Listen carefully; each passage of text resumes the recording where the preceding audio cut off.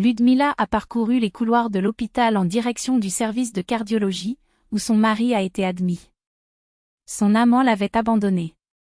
Elle avait déjà décidé de pardonner la trahison, de fermer les yeux sur le passé, mais, alors qu'elle s'approchait de la porte, elle se figea en entendant une conversation qui lui glaça le sang. Bienvenue dans un univers où l'amour, la jalousie, la trahison et le pardon s'entremêlent brutalement dans la vie d'une famille ordinaire. Le téléphone sonna avec insistance, tirant Ludmila d'une matinée paresseuse au lit. Elle n'était plus cette femme qui sautait à l'aube pour préparer du café et repasser des chemises, désormais, elle s'offrait le luxe de s'allonger en savourant la douceur des draps. La vie lui avait appris que les petites indulgences étaient nécessaires. Elle regarda par la fenêtre, perdue dans ses souvenirs, comparant l'avant et l'après. Je ne voulais pas répondre, mais le téléphone ne s'arrêtait pas. À la troisième sonnerie, une voix masculine, polie et inattendue, rompit le silence. Ludmila Alexeyevna ? Je suis le docteur Panchenko. Votre mari, Philippe Sergueïevitch, est dans un état grave. Il serait important que vous veniez. Le cœur s'emballa. Qui t'a donné mon numéro ? Demanda-t-il en sentant ses mains trembler. La femme qui a appelé l'ambulance. Elle a dit qu'elle était votre femme et que tous les détails devaient être discutés avec vous. Philippe disait encore quelque chose en arrière-plan, mais Ludmila n'écoutait plus. L'esprit s'est assombri, les mots sont devenus confus. Il a promis qu'il irait et raccrocherait, restant immobile, regardant fixement par la fenêtre. Les pensées tourbillonnaient sans pitié, Philippe à l'hôpital. La femme qui a donné son numéro, l'amant. Elle l'avait abandonné. Ludmila ferma les yeux et remonta le temps de 6 mois. Elle était l'épouse dévouée, le soleil de cette maison, la reine d'un foyer où tout tournait autour de son mari.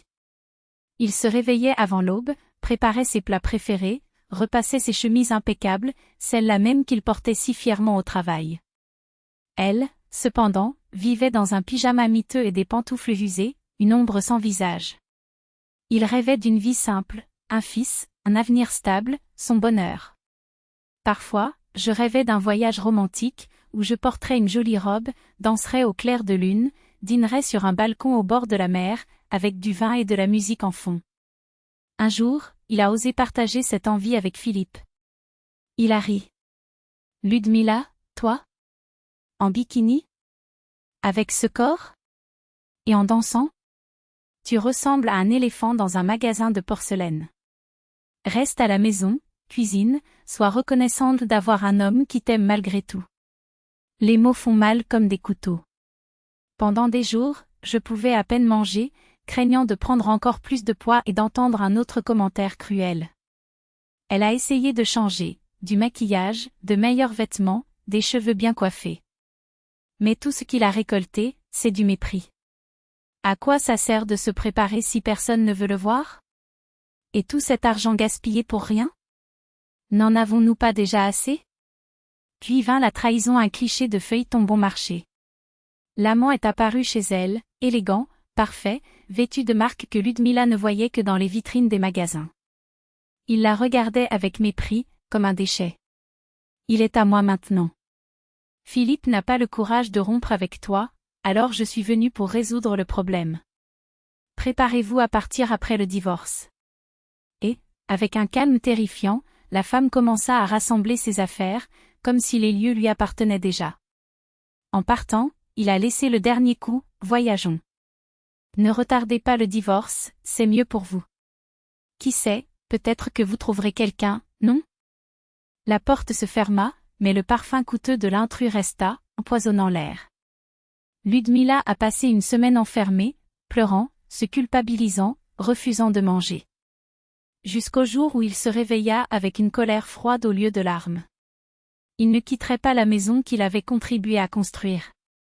Il a engagé un avocat avec les économies qu'il avait économisées et a demandé le divorce, exigeant sa part. Philippe est devenu fou, menaces, propositions ridicules, pression pour abandonner. Jusqu'à ce qu'il disparaisse. Et maintenant, cette nouvelle, il était à l'hôpital, son amante l'avait abandonné et, bien sûr, elle devait en assumer le fardeau. Le médecin expliqua, Philippe devait être opéré, la convalescence serait longue. quelque chose en elle lui faisait mal. Elle l'imaginait souffrant, seul, et cette image l'étouffait. Il a décidé de pardonner. Fermez les yeux sur le passé, aidez celui qui était votre amour. Naïf? Peut-être. Mais il n'y avait pas d'autre choix. Cependant, lorsqu'elle atteignit la porte de la chambre, quelque chose la fit s'arrêter. Il entendit la voix de Philippe, qui parlait au téléphone, comme s'il était seul. Je ne lui en veux pas. Qui veut une personne invalide, incapable de travailler ou de marcher? Ludmila a accepté de rester, alors je vais me rétablir, redevenir qui j'étais. Ensuite, je ramènerai ma femme. La maison est toujours à nous, et elle ne voudra pas se battre au tribunal quand je serai fort. Je la reconquérirai. Les mots tombaient comme du plomb. Ludmila recula, trébuchant sur le médecin qui était là depuis tout ce temps et écoutait tout. Son regard était un mélange de pitié et de compassion. Cela la réveillait. Elle releva le menton et le regarda fermement. Ne me regarde pas comme ça. Je n'ai pas besoin de pitié. Et, avec une détermination qu'il ignorait même avoir, il poussa la porte. Philippe sourit faiblement en la voyant. Ludmila. Tu es venue. Pardonne-moi? Elle hocha la tête avec un rire amer. Tu as fait une grosse erreur. Mais apparemment, tu n'apprends pas. Et moi, eh bien, on dirait que je suis vraiment stupide. Et pour la première fois depuis longtemps, il ressentit une sorte de soulagement. Pas pour lui. Pour elle-même. Je ne pourrais plus être aussi naïf, aussi stupide. Et qu'étais-tu, Ludmila? Un plan ingénieux? Alors pendant que tu étais méchant, tu avais besoin de moi. Mais dès que les choses se sont améliorées, avez-vous pensé à retourner vers celui qui vous a laissé ici, comme un chiffon sale? Je n'ai qu'une chose à dire, Philippe, cela n'arrivera pas. Le divorce est déjà en cours et je ne vais pas l'arrêter. Ce que je peux vous proposer, c'est de payer votre traitement, mais en échange de votre part de l'appartement. Il se tordait sur le lit, la douleur inscrite sur son visage. Tu es devenu fou. Cria-t-il, puis grimaça. Le médecin s'approcha et lui posa la main sur l'épaule. Pas de stress, s'il vous plaît. Vous pourrez régler ça une fois que mon patient aura récupéré. Elle obéit silencieusement, quitta la salle et quitta l'hôpital derrière elle. Sauver son mari? Certainement pas. Après tout, il avait des parents, laissez-les s'occuper de lui. Elle attendrait. J'espérais la liberté, qui me semblait désormais une bien meilleure issue que n'importe quelle réconciliation. Sur le chemin du retour, il revisite chaque étape de sa vie. Après que Philippe l'ait quitté, tout a changé. Il a pris des risques, est retourné travailler dans son domaine, a bien gagné, a mangé ce qu'il voulait, a fait ce qu'il a aimé, a dormi tard. Presque, dans un moment de faiblesse, il avait signé un retour sur tout cela. Le simple fait d'imaginer la vie redevenant telle qu'elle était avant suffocante, prévisible, attachée lui envoya un frisson glacial dans le dos. Chez lui, il préparait un café fort et regardait son téléphone portable qui ne cessait de vibrer. Il n'y avait pas que les appels de la belle-mère, il y avait plus de 20 appels manqués. Des messages pleins d'accusations, des demandes d'un « cœur de pierre », des demandes de ne pas abandonner Philippe au moment où il en a besoin. Lisez chacun. Puis, d'un geste ferme, il a retiré la puce de l'appareil et l'a jetée par la fenêtre. Aucun remords. Aucune hésitation. Des mois plus tard, il s'est promené dans la ville, choisissant soigneusement l'endroit où il réinventerait sa vie. Philippe s'est remis de l'opération, mais le divorce a eu lieu. La maison a été vendue, l'argent partagé.